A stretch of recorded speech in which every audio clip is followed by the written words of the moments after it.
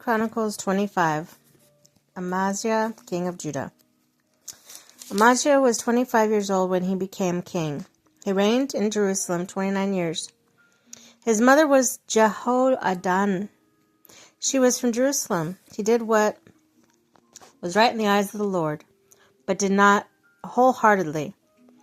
After the kingdom was firmly in his control, he executed the officials who had murdered his father the king. Yet he did not put their children to death, but acted in accordance with what is written in the law, book of Moses, where the Lord commanded, "Parents shall not be put to death for their children, nor their children be put to death for their parents. Each will die for their own sins." Amaziah called the people of Judah together and assigned them according to their families to commanders of thousands and commanders of hundreds for all Judah and Benjamin. He then answered those 29-year-olds or more and found there were 300,000 men fit for military service, able to handle the spear and shield. He also hired 100,000 fighting men from Israel for 100 talents of silver. But a man of God came to him and said, "Your Majesty, these troops from Israel must not march with you, for the Lord is not with Israel, not with any of the people of Ephraim. Even if you go and fight courageously in the battle, God will overthrow you for the enemies, for God has the power to help or overthrow."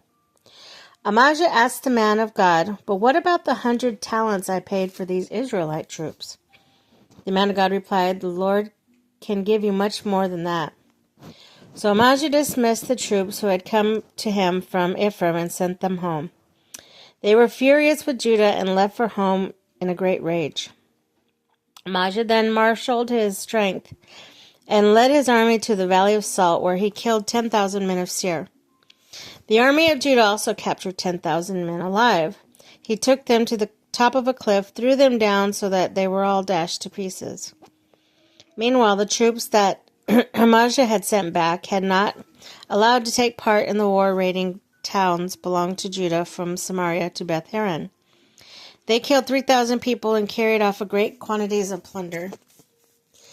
When Amaziah returned from slaughter in the Edomites, he brought back the gods of the people of Seir.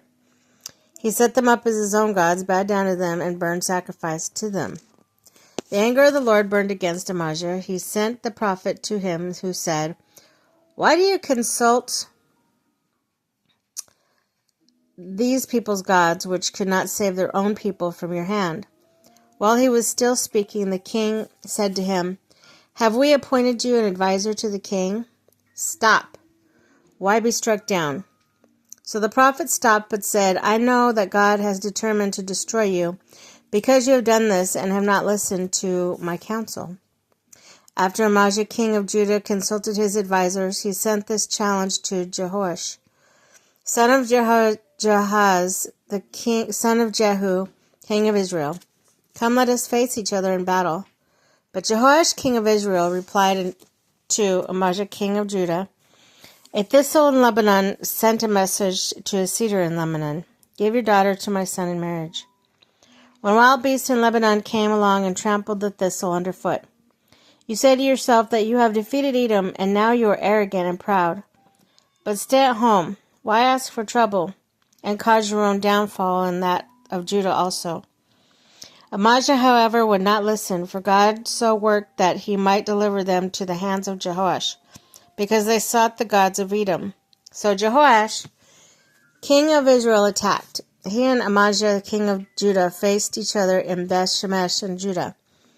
Judah was routed by Israel, and every man fled his home. Joash, king of Israel, captured Amaziah, king of Judah, the son of Joash, the son of Ahijah, at Beth Shemesh. Then Jehoash brought him to Jerusalem. They broke down the wall of Jerusalem from Ephraim gate to the corner gate, the section about 400 cubits long. He took all the gold and silver and articles found in the temple of God that had been in the care of Obed-Edom, together with the palace treasures and the hostages, and returned to Samaria. Amaziah, son of Joash, king of Judah, lived for 15 years after the death of Joash, son of Jehoahaz, king of Israel. As for the other events of Amaziah's reign, from the beginning to end, are they not written in the book of the kings of Judah and Israel? From the time that Amaziah turned away from following the Lord, they conspired against him in Jerusalem. And he fled to Lachish, but they sent men after him to Lachish and killed him there. He was brought back by horse and was buried with his ancestors in the city of Judah.